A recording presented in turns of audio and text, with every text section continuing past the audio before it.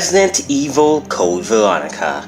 I'm not gonna lie, I was pretty nervous to play this game. It's a game that not too many Resident Evil fans talk about or bring into discussion. In fact, for years now, I always just thought of it as that one spin-off that released on the Dreamcast and PlayStation 2 that had that one guy of the amazing laugh and featured Wesker and Chris for the first time since the original's release. So when I decided to do this whole Resident Evil marathon, I realized I had to give this game a shot eventually. So I recently purchased it and gave it a try, and all I had to say is, why aren't more people talking about this game? Seriously, this was such a nice surprise. Everything from the presentation, story, gameplay, this game is rivaling Resident Evil Remake as potentially my favorite Resident Evil game of all time.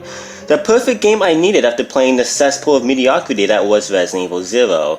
However, I am getting way ahead of myself. I should probably start properly critiquing this game so I can show you guys all of the many reasons as to why Code Veronica is one of my new favorite titles in the Resident Evil series. Before I do so, however, remember that the version of the game I am judging is Resident Evil Code Veronica X, the upgraded version of the base game that released on the Sega Dreamcast. Yeah, remember that thing? I don't, because I was a PlayStation 2 boy all the way. Also, this particular port I'm covering is the digital PS4 port, and as far as I can tell, there's absolutely no difference with its PS2 counterpart with the exception of high definition. With that said, let's get into the crazy world of Resident Evil Code Veronica.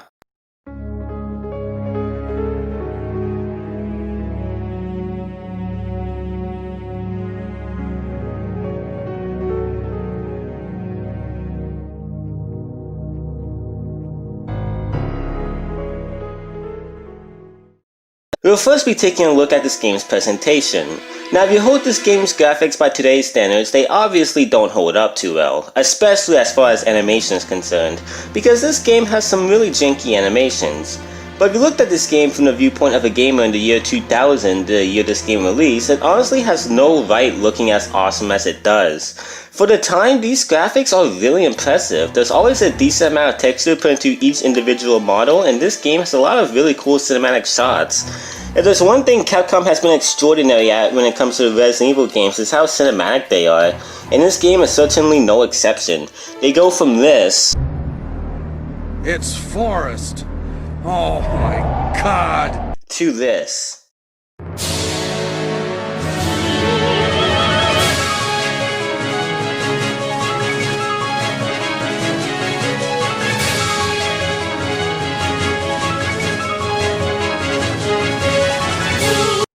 That's only in the span of 4 years, and keep in mind, this game released at the beginning of the PS2's life cycle, which makes Capcom's use of this fairly new hardware even more impressive.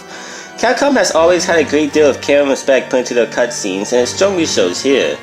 However, one little nitpick I do have with this game is it switches from in-game to FMV cutscenes often, and the models used in both of them are noticeably different.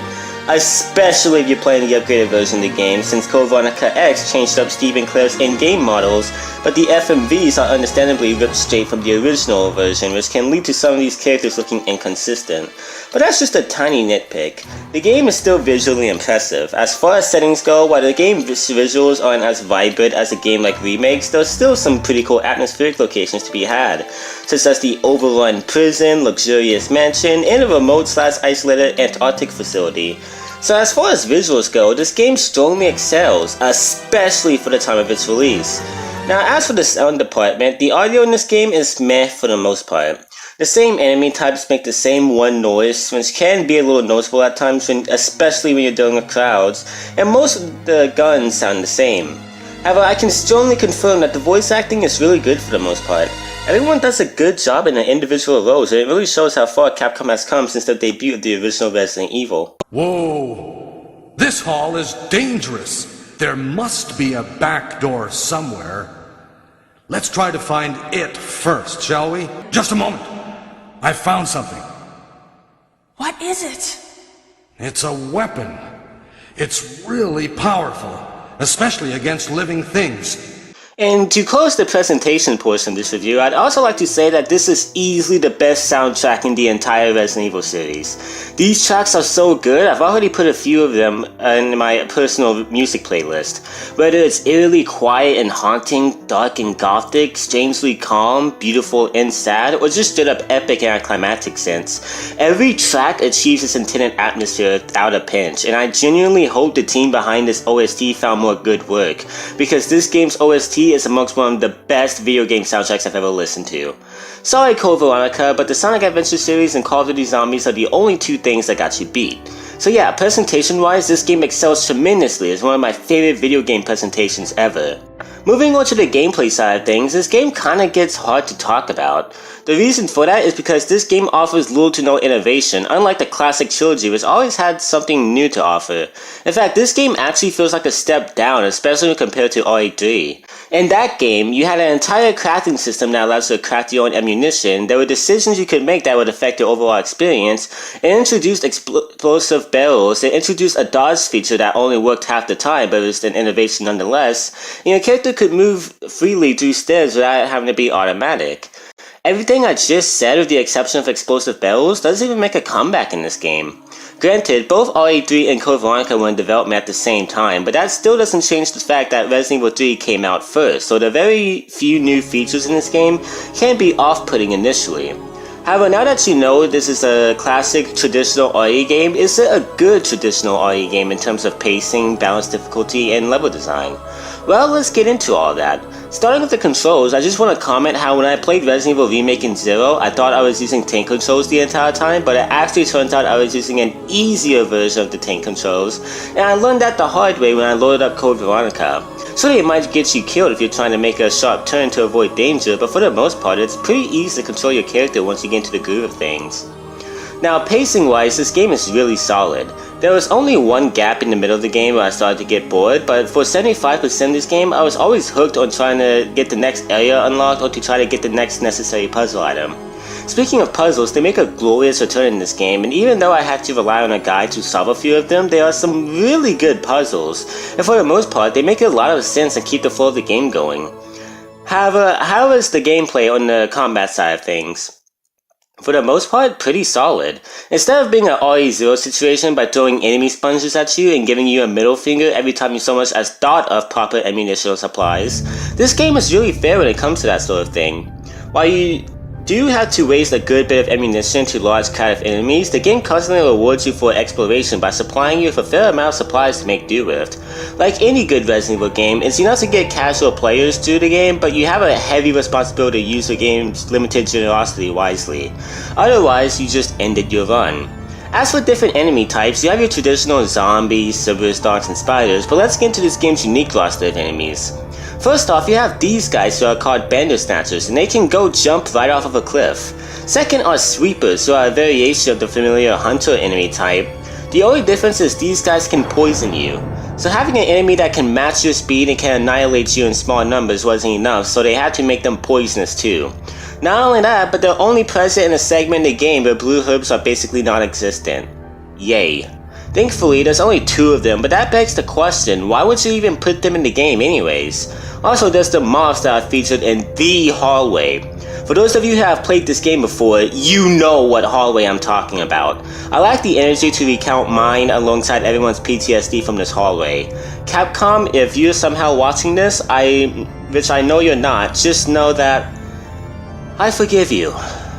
But I want the head of whoever approved it. And that's as far as unique enemy types go in this game, and they all suck. Nice. Anyways, this game is not without its boss fights, and they're good boss fights. They're challenging, climatic, and will absorb all of your hard-earned ammunition. However, speaking of which, if you're planning on playing this game, save your ammunition for these fights. While there was never really a boss that I ran out of ammo on, that almost happened many times, and if I hadn't saved all my magnum ammo for the final boss, it probably would have been physically impossible for me to have to take that thing out. So yeah, that's as far as things go gameplay wise, and things are pretty nice. While it's not too innovative, it's still a solid Resident Evil game in almost every aspect gameplay wise. Now let's get into the story side of things. I am being 100% serious when I say Code Veronica has my new favorite Resident Evil story. Yes, I think the story to this game is better than RE2, better than Damnation, better than all of them. This story is such a fun roller coaster. A dark, sinister, layered, complex, sad, jaw-dropping, but admittedly fun roller coaster. So let's start talking about it. The story begins presumably several months if not years after the events of Resident Evil 2, where Claire Redfield is still searching for Chris, but her recklessness gets her captured by Umbrella, and she awakens in a prison cell on Rockford Island. However, she's eventually let out by a nearby prison guard who informs her that the base is under attack. Claire barely makes it far to the island when she figures out the T-virus has leaked, forcing her to relive her nightmare in Raccoon City all over again. She makes it into another part of the island where she's shot at by a minigun, and once she takes out the spotlight that belongs to the shooter reveals himself as Steve, another prisoner on the island who mistook Claire for a zombie. Now, I have never seen a more divisive Resident Evil character than this guy right here. On one hand, half of everyone loves Steve and considers him a highlight of the game, and on the other half, everyone despises his existence and have personally labeled him as the worst Resident Evil character. Now, before I give my opinion on Steve, I want to make it clear that I can completely understand why this guy is hated by some people. He's sometimes bratty, he's very over-energetic, and has a couple of breakdowns here and there, but personally, I love Steve. While he's not exactly the most useful Resident Evil character, I like how much heart he has, and he puts himself in danger multiple times just to help out Claire. And there's a moment in the game that actually makes you feel bad for him, and it explains why he's initially very distant and cynical of you at first. And I do understand that he screws up a lot, but honestly, that kinda makes him feel more human than the majority of Resident Evil characters. In today's age of Resident Evil, everyone is a super experienced fighter who's always sharp and experienced, so to have a Resident Evil character who can't hold his own too well and makes constant mistakes, but is still sharp enough to pull his own weight from time to time is a nice breath of fresh air. Eventually, Claire makes it to the computer and she emails Leon to come in contact with Chris and inform him of their location on Rockford Island. I have multiple questions. One, how does Leon and Chris even know each other at this point in time? Chris is a former STARS member looking for a way to take down Umbrella, and Leon is a rookie cop who's being recruited into serving as a special agent of the military for surviving Raccoon City. How would Leon even know how to contact Chris? Does Chris just have a public Facebook account or something?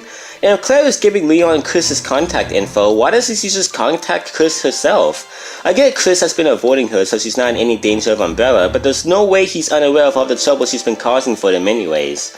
Whatever, so Steve enters and he goes on a rant on how you can't rely on others before storming out.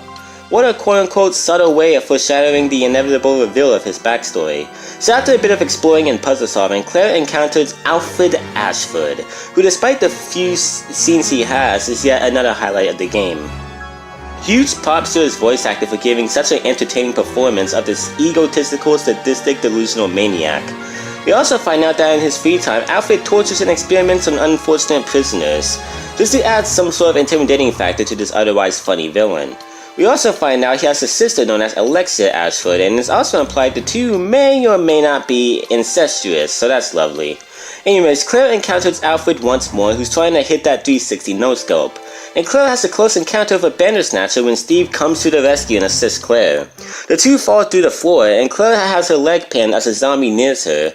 Steve is shocked at the sight of the zombie and has extreme hesitation, but right when Claire is about to die, Steve shouts for his father and has to kill his zombified dad.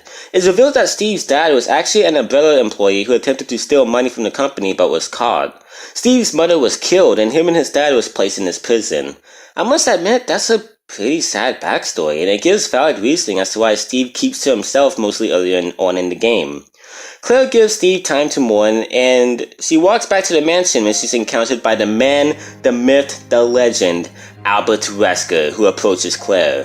I've already stressed this enough in my last Resident Evil videos, but in case you still don't get the memo, Wesker is my favorite video game antagonist ever. I don't know if it's because of his insane thirst for power, cool appearance, determination to see his plans through, cold demeanor, or legendary sunglasses, but Wesker is just one of my favorite parts of the entire series. He starts throwing around Claire like a rag doll and explains he absolutely despises Chris for presumably ruining his plans in the first game, but when you think about it, that was kinda all of your fault, Wesker, but who cares, you're still freaking awesome. Oh, and if you're wondering why Wesker is all of a sudden so strong, well, if his red glowing eyes didn't go by, it's because of a virus-related explanation, but to my knowledge, it's never touched on in this game, so I won't talk about it here. Wesker pieces out, and Claire later encounters Alexia Ashford, who's just as insane as her brother. However, in a heated encounter that turns physical, it's revealed Alexia is actually Alfred, who's suffering from jointed personalities, with a side of him truly believing that he's his sister. Alfred leaves and initiates a self-destruct sequence. Claire and Steve make a run for a nearby plane, but Claire separates from Steve to get the plane ready for takeoff, and she encounters a tyrant. Dealing with one of these things before, the roles are reversed and she gives it to the tyrant before her and Steve are able to take off. Then we get a really nice, slow moment of Claire and Steve talking about where to go next, but things are interrupted when the tyrant shows up for round 2. Don't ask me how he got on board, especially without Claire and Steve noticing. I have no idea. The tyrant is killed off in an admittedly cool way, but Steve informs Claire the jet is on autopilot and is heading to a facility in the Antarctic. The two sleep their way to their destination, and yeah, no. I love Steve and Claire as friends, but I don't really ship them. Anyways, the two go looking around the plane when the plane crash runs into the base. Then we find out some more information. First off, we find out that Alexia died when she was 10. Secondly, I'm pretty sure this was revealed earlier in the game, but Alfred's grandfather was one of the 3 founders of Umbrella, who one day just seemingly disappeared. However, judging from how Dr. Marcus was assassinated by Spencer, I think we all know what happened to him. Third, we find out that Alfred had a father who apparently messed up a lot and tarnished the family name who Alfred despised. So after some puzzle solving, the two find a vehicle they can ride out of the basin, but Steve is too preoccupied with looking at Claire's butt to properly work the crane and he causes a gas leak. Oh, Steve. The gas leak proves to be a minor inconvenience, however, and the two are ready to head out when Alfred tries to kill Claire one last time, but he's shot by Steve and falls down a tunnel. Then a creature who was foreshadowed earlier, known as the Nosferatu, breaks from its shackles and attacks the two. Steve tries to protect Claire, but he himself is put in danger and it's up to Claire to stop the monster. After she does so, she helps Steve up, who, unknowing to her, makes a promise to her that he will protect her next time. The two proceed to leave the base excitingly as Alfred, using the last of the little life left within him, approaches a tube and falls before it. The tube opens and the real Alexia walks out of the tube, watching her brother die in front of her.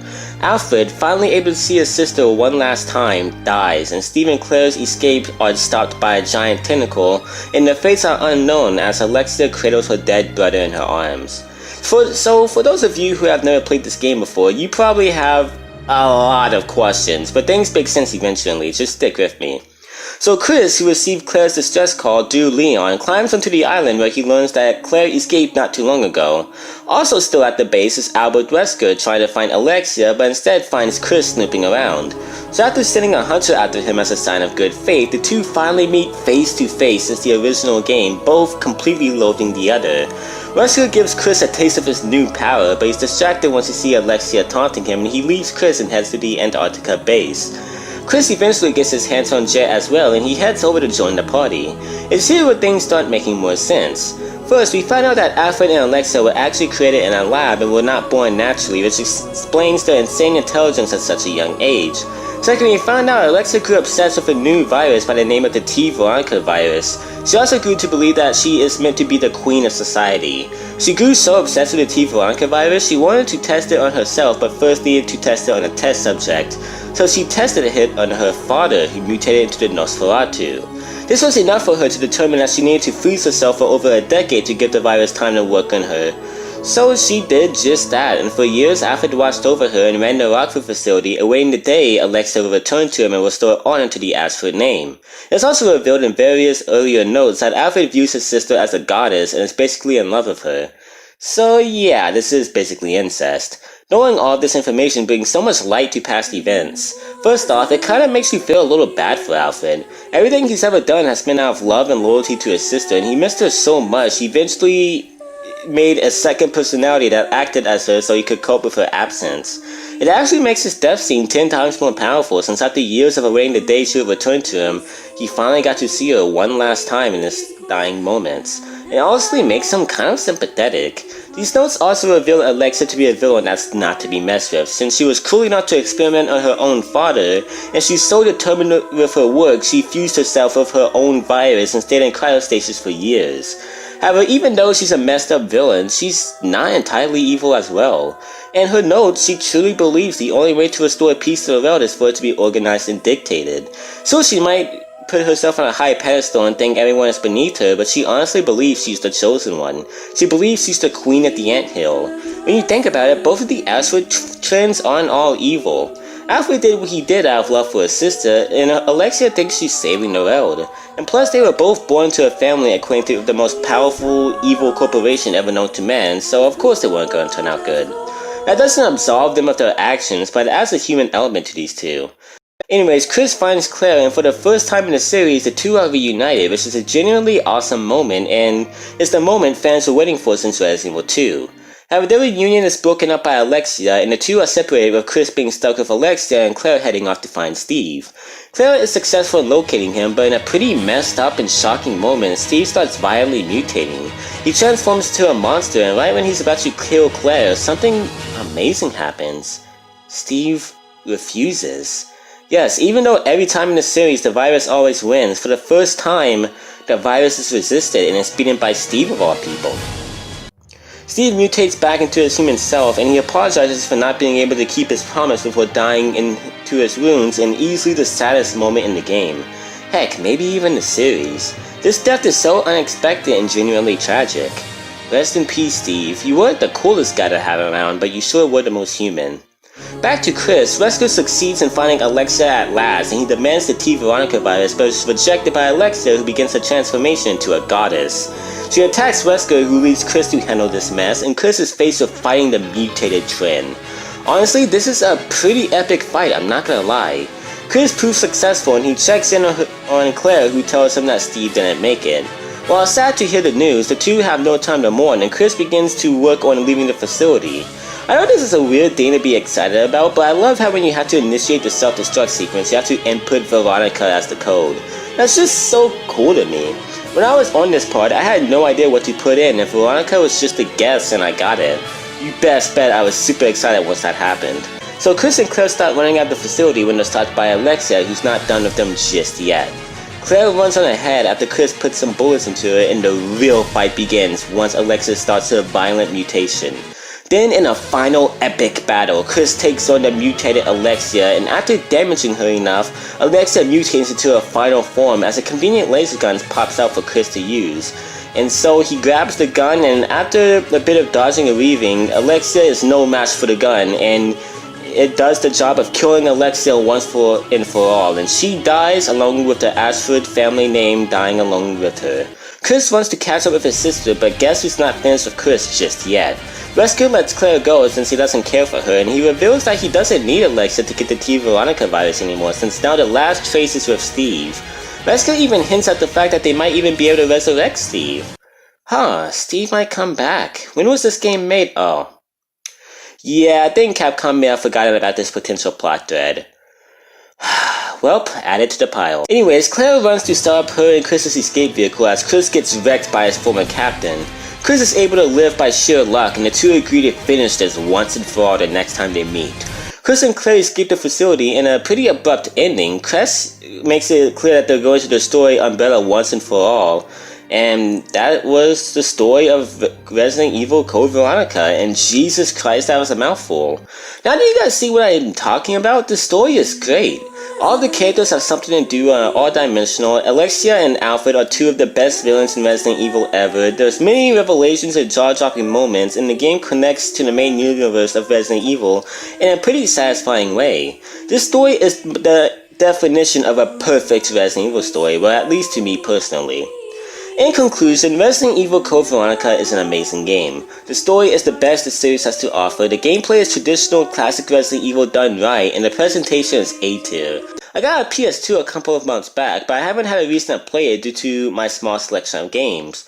One of which I've played to death, one of which is only fun to play with my dad, and one of which I've also played to death.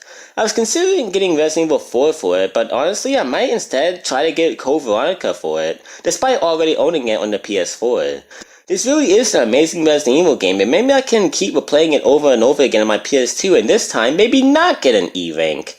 It's so weird because Resident Evil Remake is amazing because it's a perfect Resident Evil game, but this game has a few drawbacks like some dull segments and lack of innovation, but it makes up for that with an amazing story with a gorgeous soundtrack to serve as that nice little cherry on top.